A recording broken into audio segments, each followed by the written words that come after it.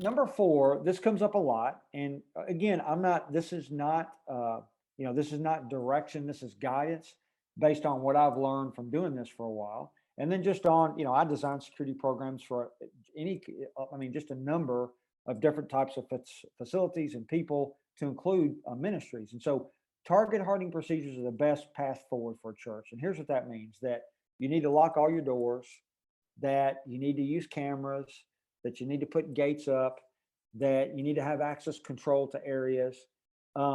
I'm not saying that you don't need those things, or if you have the resources, not to spend the money on them. But I will say, here's what we do not want to do.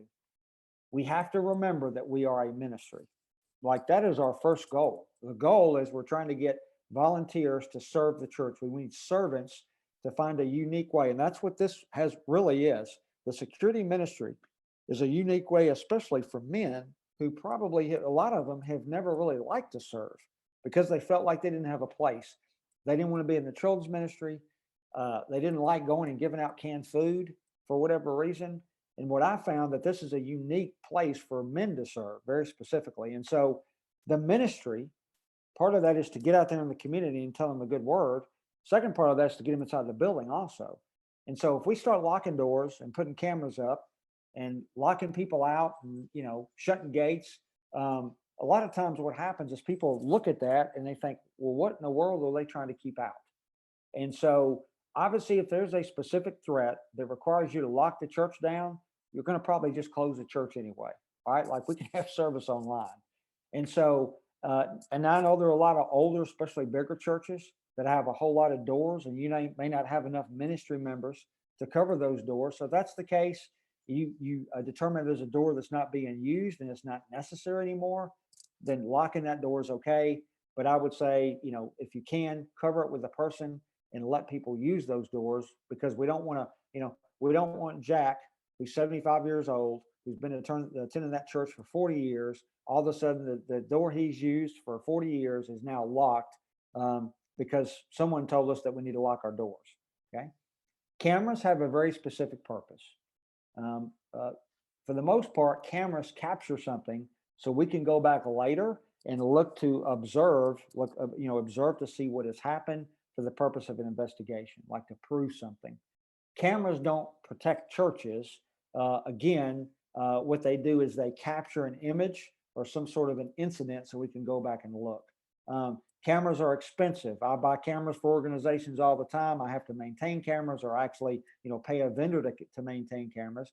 And so, there's licensing with cameras, especially if you're using the most effective, which are hardwired. So we're talking about cable. That's expensive. Cameras very quickly, because of the way technology moves now. You buy something today, like a phone. There's an iPhone 7. This is like a Model T now, right? So it's like a Model T Ford. Like now, I think there's like an 11 or 12 or something like that out. So this stuff, cameras are the same way. I buy a camera system tomorrow. So I go to my church, and the church has given me, it's just a, number. They've given me $3,000 for my ministry. I decided to spend $2,500 on cameras. Next year, there's going to be a better, faster camera. Okay. There's going to be something else. There's going to be a camera that we think we need to add a camera to another location.